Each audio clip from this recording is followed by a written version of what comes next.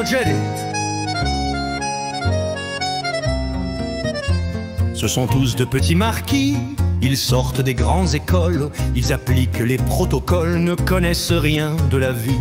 Entourés par les lobbies qui les choient et les chérissent, le travail leur est mâché et souvent bien rémunéré.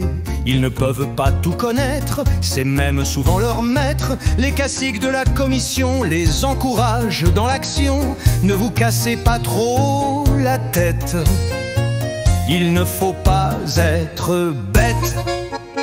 C'est ainsi que tout doucement, tous ces jeunes gens élégants se forment au moule de Bruxelles. Ils se calquent sur Issel, qui a toujours abondamment su préserver ses intérêts sous des prétextes fallacieux, souvent même très mafieux, qui devant quelque élu des faits, faisant fi de toutes les règles, concluent pour plusieurs milliards, sans même aller au mitard, des contrats d'injection mortelle. Eurocrates qui êtes nos maîtres, bien installés dans vos bureaux, sûrs de ne pas vous commettre avec ces pauvres hobereaux qui parsèment ce continent de recommandations en notifications, de normes juridiques en actes contraignants. Vous nous abrutissez sans autre explication que celle d'obéir à ceux qui sont dans l'ombre et s'emploient sans vergogne à détruire les nations afin qu'ils assouvissent leurs desseins les plus sombres. Cette machine froide et stupide qui depuis 2005 emprisonne nos vies, assassine nos gens et détruit le pays, nourrissant ses pantins et leurs désirs morbides. Cette machination construite de main de maître par les États-Unis, emplie de la passion de dominer le monde, et qui, par des raisons n'ayant plus de limites, se crurent géomètres à la place de Dieu. Quelle désillusion!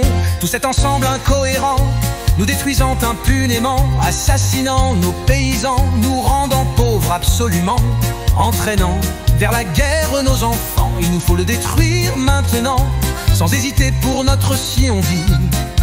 Tous ces voyous inassouvis doivent vite regagner leur niche, en attendant que la justice puisse un jour les rejoindre et enfin les étreindre.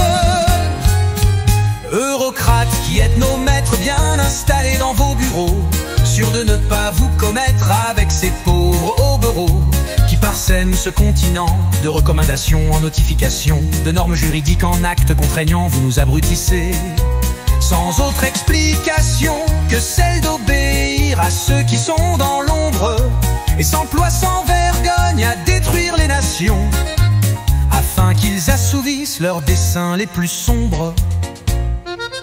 Français, soyez certains, c'est notre seule chance. Le carcan se resserre, la toile est achevée.